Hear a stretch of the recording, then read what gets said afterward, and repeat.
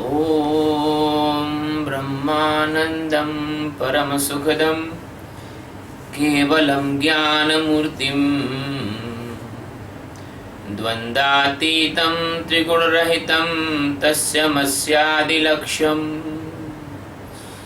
एकं नित्यं विमलमचलं सर्वधी साक्षीभूतम् भावातीतं गगनसदृशं सद्गुरुं तं नमामि। ॐ गुरुब्रह्मा गुरुविष्णुः गुरुदेवो महेश्वरः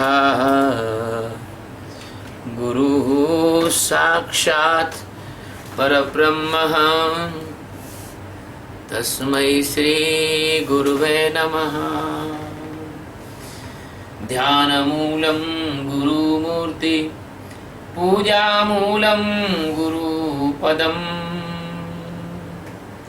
मंत्रमूलं गुरुर्वाक्यं मोक्षमूलं गुरुकृपा। सद्गुरु भगवान की जय, स्वामी जी महाराज की जय। शिवोहम।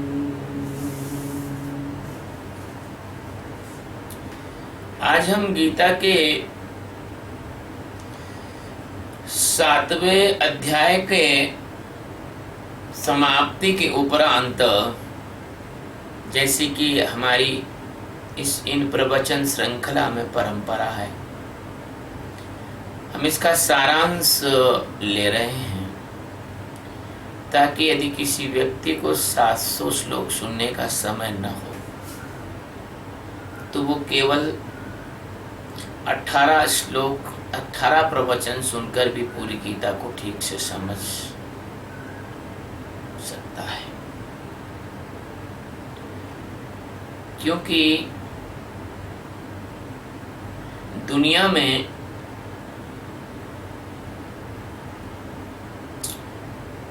तीन तरह के मनुष्य होते हैं। एक तो वे मनुष्य होते हैं जो दूसरे को देखकर अपने अंदर अनुभव सीख लेते हैं, जैसे दुनिया के दृश्यों में उनकी निस्सारता का बोध कर लेते हैं। दूसरे वो मनुष्य होते हैं जो खुद ठोकर खाकर सीखते हैं। तीसरे वो मनुष्य होते हैं जो ठोकर खाकर भी नहीं सीखते, उनकी जड़ता इतनी गहरी होती है। मेरा यह प्रवचन 2 प्रकार के मनुष्यों के लिए है। या तो वो इस प्रवचन को सुनकर परमात्मा की ओर मुड़ जाएं और स्वरूप का ज्ञान प्राप्त कर लें, या कि वो स्वयं ध्यान वगैरह करके स्वयं मेरे मार्गदर्शन या किसी भी सद्गुरु के मार्गदर्शन से स्वरूप को प्राप्त कर लें। मेरा ये प्रवचन उन लोगों के लिए कदापि नहीं है जिन्होंने धर्म और आध्यात्म को भी अपने मनोरंजन का विषय बना लिया है। वो अहंकारवश अपने आप को समाज में विद्वान और जानकार और आध्यात्मिक और धार्मिक प्रदर्शित करने के लिए धार्मिक पुस्तकें पढ़ते हैं, उस पर वाद विवाद करते हैं, लोगों के सामने उन पर प्रवचन करते हैं, लेकिन उनके जीवन में बिल्कुल भी कुछ भी अमल नहीं है, अंधेरा ही अंधेरा है। इसलिए प्यारे मित्रों, ये जो प्रवचन है मेरा गीता का, इस प्रवचन को आप सादर आपके लिए समर्पित है। यहाँ से पहले श्लोक से शुरू होता है और भगवान कहते हैं कि पार्थ, मुझे संशय रहित जानने के लिए समग्र रूप से मेरा जो ऐश्वर्य है, मेरी जो विभूतियां हैं, मैं तुझे विस्तार से कहूंगा, क्योंकि तू जो है वो मुझसे अनन्य प्रेम करता है और मुझ में आसक्त चित्त वाला है। जो जिज्ञासु अपने सतगुरु से अनन्य प्रेम करता है और सतगुरु से ऐसे प्रेम करता है जैसे संसार में आसक्त होकर हम अपने परिजनों से, अपने पुत्र पुत्री, पत्नी, भाई बहन, इनसे प्रेम करते हैं। हमारी चेतनागत संबंध सद्गुरु से स्थापित हो जाना चाहिए।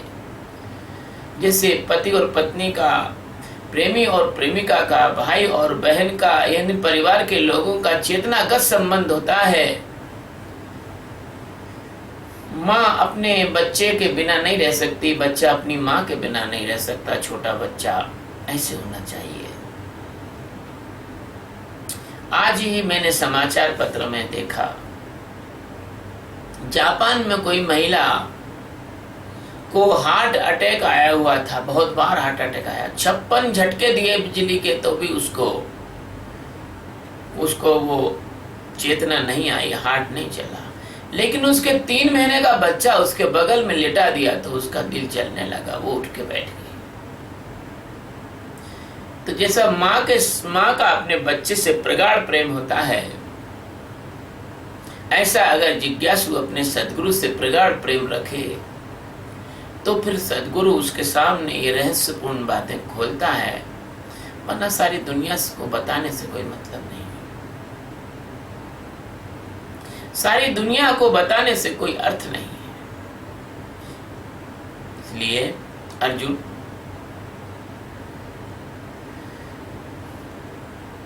बहुत से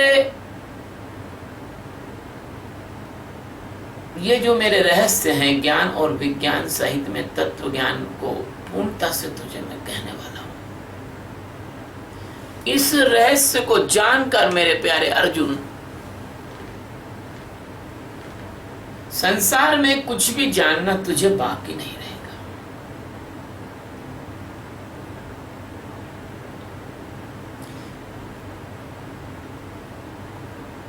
हजारों लाखों मनुष्य जो होते हैं, उनमें से कोई एक मनुष्य मेरी ओर चलने का प्रयास करता है, और उन लोगों में से, हजारों में से कोई एक व्यक्ति मुझे पाता है।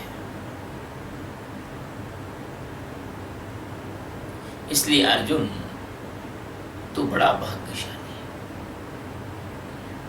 मैं कहता हूं, जो लोग मेरे पास आए हैं, चाहे वो किसी परेशानी से आए हों, चाहे वो किसी मतलब से आए हों, चाहे वो परमात्मा के प्रेम के लिए भी ना आए हों और मेरे मित्रता से आए हों, मेरे प्रेम से आए हों, ये निश्चित है कि वो परमात्मा में जरूर जागेंगे। किसी सद्गुरु के पास आने का अवसर कभी व्यर्थ नहीं जाता।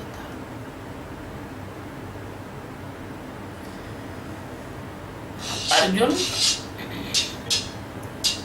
सिर्फ मेरी प्राप्ति के लिए जो यत्न करता है,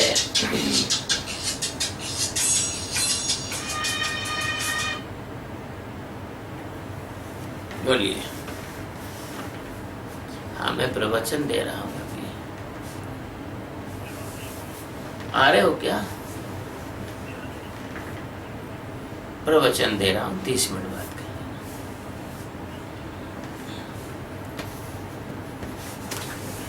तो उन हजारों लोगों में से जो एक व्यक्ति मुझे तत्व से जानता है, और जो लोग मुझे तत्व से नहीं जान पाते, वो क्यों नहीं जान पाते? तो भगवान कहते हैं कि अर्जुन, मेरी जो प्रकृति है, वो अष्टधा प्रकृति है, 8 प्रकार की प्रकृति है। 8 तरह के इसमें विभाग हैं। 5 तत्व,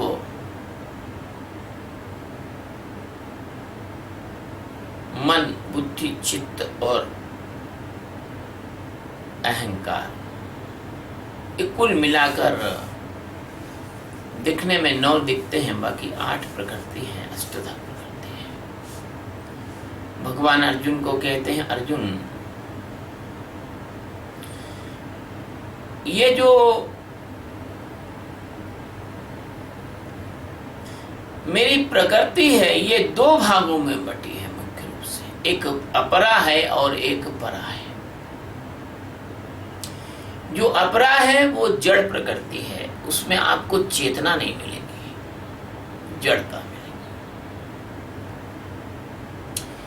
और जो परा प्रकृति है उसमें आपको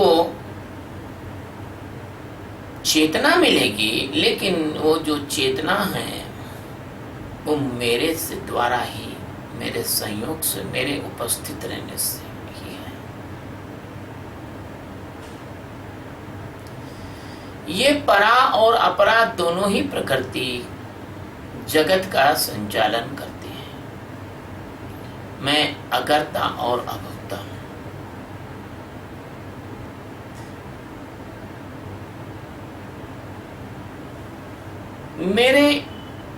मैं सारे भूत प्राणियों के अंदर हूं, लेकिन ये भूत प्राणी मेरे अंदर नहीं है। मुझसे अर्जुन कोई भी परम नहीं है, कोई भी चरम नहीं है, कोई भी सर्वोच्च नहीं है। केवल मैं ही सब में ओतप्रोत हूं, लेकिन कोई भी मुझ में ओतप्रोत नहीं है। जैसे आकाश पत्थर में भी है, जल में भी है, वायु में भी है, लेकिन आकाश में कोई नहीं घुस सकता, आकाश सब में घुस सकता है। इसी तरह से अर्जुन, मेरी जो मौजूदगी है वो उस ढंग की है जैसे जल में रस, जल को सब जानते हैं, उसके रस को कोई नहीं जानता। चंद्र और सूर्य में जैसे प्रकाश है, जैसे ज्ञानों में, वेदों में ओंकार है।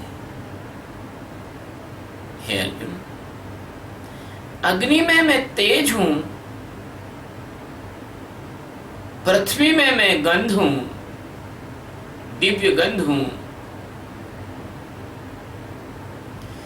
पुरुषों का मैं पुरुषत्व हूं, आकाश में मैं शब्द हूं, और संपूर्ण भूत प्राणियों का जो सनातन बीज है वो मैं ही हूं। तपस्वियों का तप मैं ही हूं, और कामना रहित पुरुषों का मैं बल हूं, और धर्म सम्मत, ज्ञान सम्मत काम मैं ही हूं।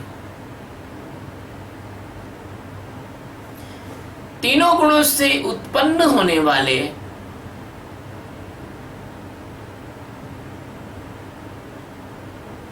जो भाव हैं,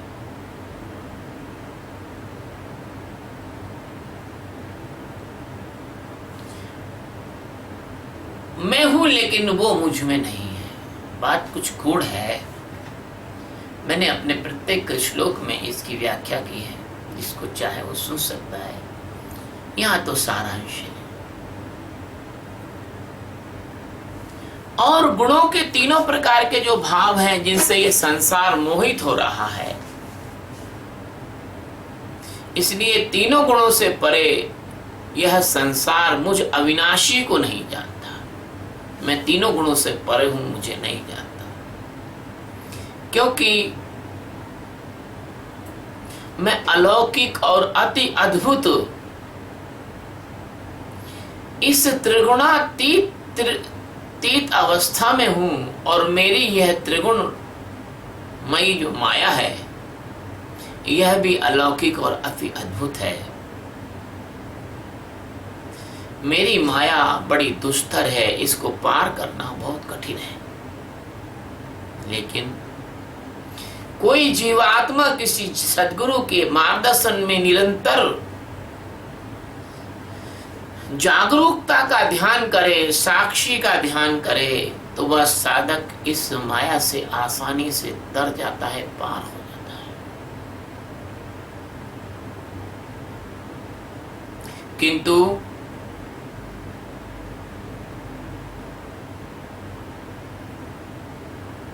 ऐसे लोग माया के कारण और इंद्रियों के भोगों की लालसा के कारण जिनका ज्ञान अपहृत हो गया है, ज्ञान का हरण हो गया है, ऐसे दूषित करने वाले, जो कर्म करने वाले जो मूढ़ लोग हैं, वो मुझे कभी नहीं जान सकते। मेरे प्यारे अर्जुन, जो मेरे साधक हैं वो चार प्रकार के होते हैं। पहले तो होते हैं अर्थार्थी, जो किसी काम से सद्गुरु के पास आते हैं या मेरी शरण यानी सद्गुरु की शरण। दूसरे होते हैं आर्त, जो किसी परेशानी और किसी पीड़ा की वजह से सद्गुरु के पास आते हैं। तीसरे होते हैं जिज्ञासु, जो परमात्मा को जानने की अभिप्सा से परमात्मा को पाने के लिए मेरे पास आते हैं, सद्गुरु के पास आते हैं।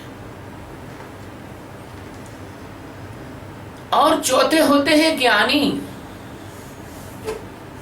जो किसी सद्गुरु के पास आकर ज्ञान प्राप्त करने के बाद मुझे भजते हैं। ये चार प्रकार के साधक हैं जिनके प्रेम की धारा मेरी तरफ बहती है।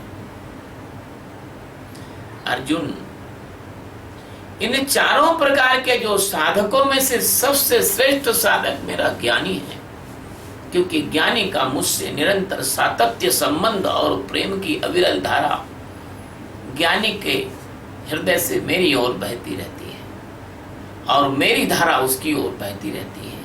इसलिए ज्ञानी और मैं अर्जुन दो नहीं है। ज्ञानी मेरा अनन्य है और मैं ज्ञानी का अनन्य हूं। भगवान श्री कृष्ण कहते हैं कि ज्ञानी मुझ में एक ही भाव से स्थित है। अनन्य प्रेम और भक्ति वाला होने के कारण हम एक दूसरे को अत्यंत प्रिय हैं। ये चारों प्रकार के जो मेरे भक्त हैं, इसमें से जो ज्ञानी हैं वो तो मेरा स्वरूप ही है। उसकी जीवन ऊर्जा सदा मेरी ओर प्रवाहित होती रहती है। उसकी जो जीवन ऊर्जा है वो कभी माया की तरफ नहीं बहती, वो सदा मेरी तरफ ही प्रभावित होती रहती है। बहुत सारे जन्म जब कोई जीवात्मा लेता है, तब अंतिम जन्म में अर्जुन, उसके अंतिम जन्म में अर्जुन उसको तत्व ज्ञान प्राप्त होता है। हे अर्जुन, मुझ परमात्मा का सब में निवास है, ऐसा स्पष्ट रूप से जानकर जीना ही उसका भजन है, मेरा भजन है। जो व्यक्ति मुझ परमात्मा को सब में देख कर जीता है, तो मैं कभी उससे ओझल नहीं होता। ऐसा महात्मा मिलना दुर्लभ है।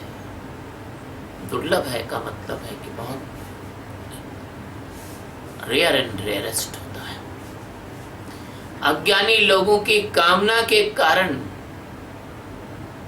अज्ञानी लोग जो भोगों की कामना करते हैं, इसके कारण ही वह ज्ञानहीन है।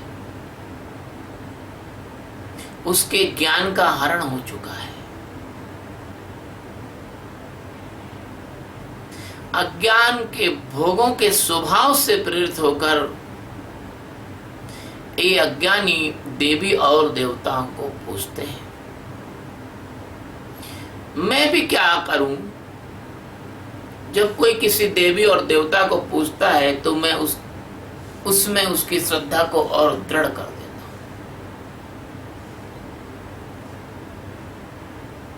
मैं उसमें उसकी श्रद्धा को दृढ़ कर देता हूं।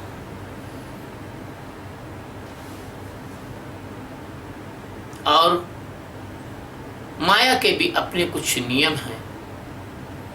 यदि आप किसी मायिक देवी देवता को पूजेंगे तो फिर उसके अनुसार उनको फल मिलते हैं, लेकिन वो फल स्थायी नहीं होते, बहुत अस्थायी होते हैं। इन नाशवान फलों को पाकर उससे भ्रमित होकर वह व्यक्ति मृत्यु के उपरांत उसी देवी देवता के कल्पना लोक में चला जाता है। लेकिन जो ज्ञानी होता है वो केवल मुझे ही प्राप्त करता है। हे अर्जुन, जिनकी इस प्रकार से बुद्धि मारी गई है, जो मूर्ख हैं, बुद्धिहीन हैं, वो मुझ अत्यंत उत्तम अविनाशी परमात्मा की सर्वोच्चता को न जानकर मुझे भी अपने जैसा जीने वाला, मरने वाला, जन्म लेने वाला मनुष्य समझता है। क्योंकि इंद्रियों से परे मेरे सच्चिदानंद स्वरूप को वो नहीं जानता, और मैं भी अपनी योग माया से अपने आप को छिपा कर रखता हूं, और उसके लिए मैं आमने सामने प्रत्यक्ष नहीं होता हूं। ये अज्ञानी लोगों का जो समुदाय है, चूंकि मुझे अविनाशी को जन्मने और मरने वाला समझता है, इसलिए है अर्जुन, वो मुझे जान नहीं पाता। हे अर्जुन, भूत, भविष्य और वर्तमान तीनों कालों में मेरी विद्यमानता, मेरी मौजूदगी है। मैं अस्तित्व हूं।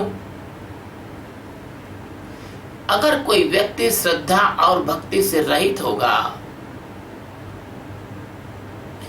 वो व्यक्ति मुझे नहीं जान पाएगा। हे भरतवंशी अर्जुन,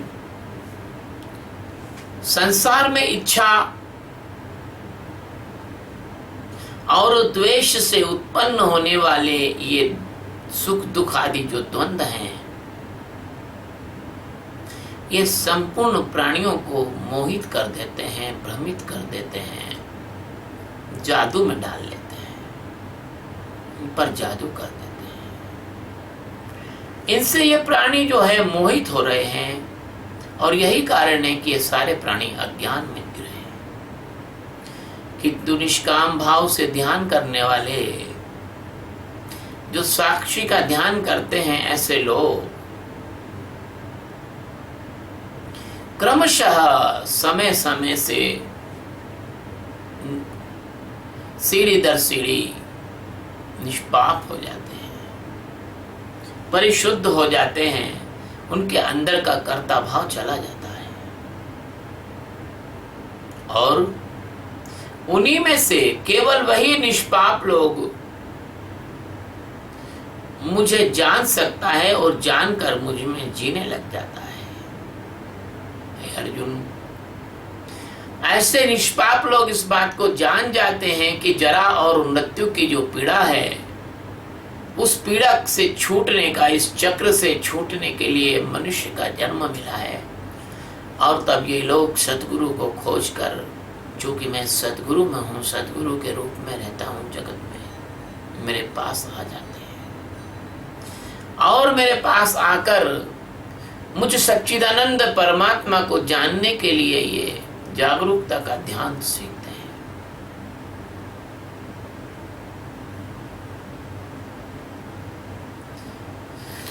ऐसा जो करते हैं वह संपूर्ण आध्यात्म और उस संपूर्ण कर्मों के रहस्य को जानकर उससे कर्म के चक्र से हट जाते हैं।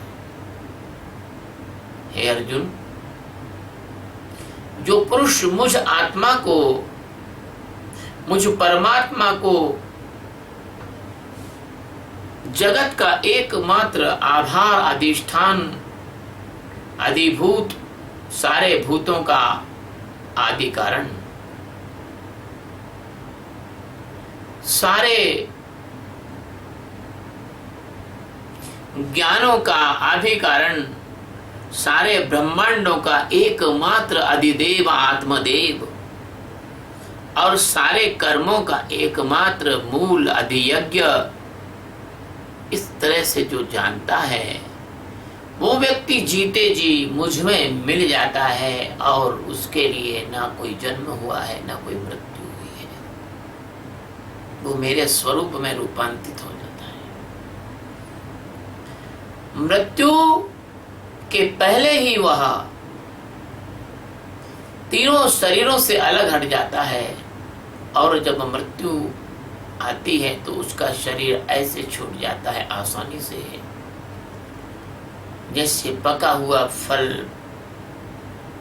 अपने वृंत से अलग होकर गिर जाता है, टप से गिर जाता है, जिससे सांप अपनी केंचुली आराम से छोड़ देता है।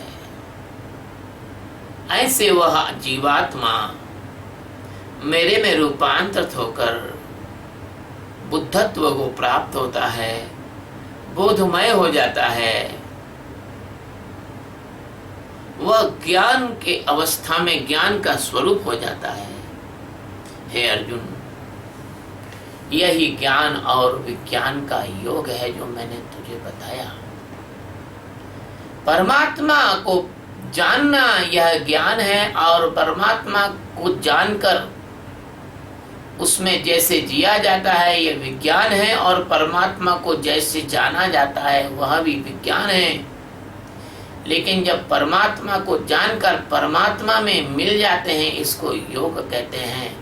इसलिए इस अध्याय का नाम ज्ञान विज्ञान योग है।